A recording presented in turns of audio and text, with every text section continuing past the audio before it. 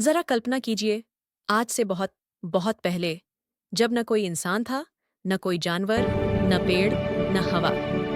तब हमारी पृथ्वी आज जैसी बिल्कुल नहीं थी।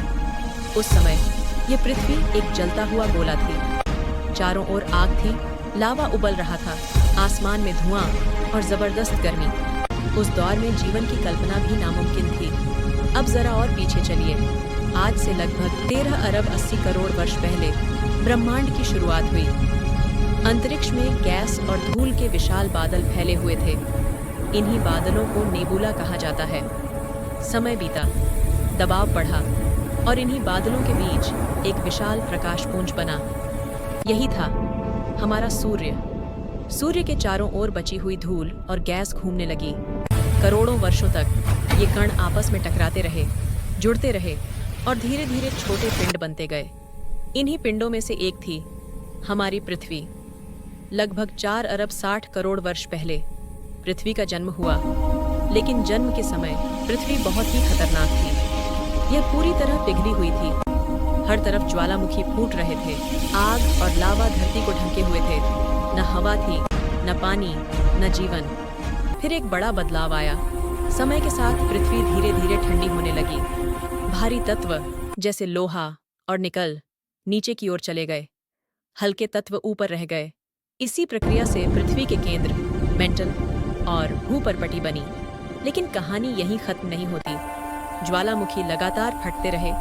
इनसे भारी मात्रा में गैसें बाहर निकलीं और यहीं से पृथ्वी का पहला वायुमंडल बना। इस प्रारंभिक वायुमंडल में ऑक्सीजन नहीं थी। इसमें थी carbon dioxide, nitrogen, methane, ammonia और जलवाष्प। ये हवा आज की हवा जैसी बिल्कुल नहीं थी।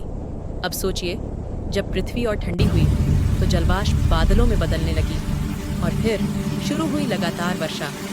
सैकड़ों नहीं, हजारों नहीं, बल्कि लाखों वर्षों तक बारिश होती रही। इन्हीं बारिशों से महासागर बने, नदियां बनी, झीलें बनी। पहली बार पृथ्वी पर स्थायी पानी आया और पानी के साथ आई जीवन की उम्मीद। महासागरों के भीतर सबसे पहले सूक्ष्म जीव पैदा हुए। इनमें से कुछ नीलहरे शैवाल थे। इन शैवालों ने सूर्य के प्रकाश से भोजन बनाना शुरू किया। इसी प्रक्रिया को प्रकाश संश्लेषण कहा जाता है। इस दौरान एक नई गैस पैदा हुई, ऑक्सीजन। शुरुआत में यह ऑक्सीजन पानी में घुल जाती थी, लेकिन समय के साथ ये वायुमंडल में इकट्ठा होने लगी। लाखों वर्षों बाद ऑक्सीजन से ओजोन परत बनी। ये परत सूर्य की हानिकारक किरणों को रोकने लगी और तभी पृथ्वी जीवन के लिए सुरक्षित बनी। आज हमारे वायुमंडल में लगभग 78% नाइट्रोजन और 21% ऑक्सीजन है। यही वायुमंडल हमें सांस लेने की हवा देता है, हमें गर्मी और ठंड से बचाता है और जीवन को संभव बनाता है। NCERT के अनुसार पृथ्वी और वायुमंडल किसी एक दिन में नहीं बने। ये करोड़ों वर्षों की धीमी लेकिन अद्भुत प्राकृतिक यात्रा है। समापन।